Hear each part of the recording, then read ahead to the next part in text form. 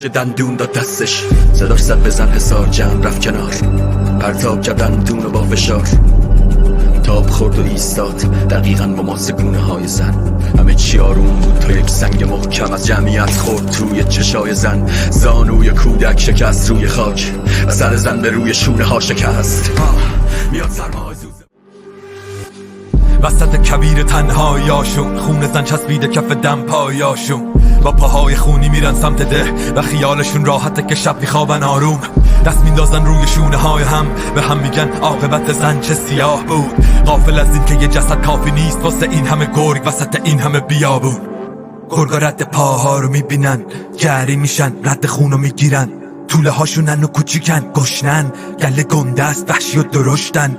همه با هم را میافتن، آخر تصمیم مشخص، مسیرم که راحت، ده معلومه همون جای ته جاده است و راه خیلی دور نمیرسن زیر 1 ساعت.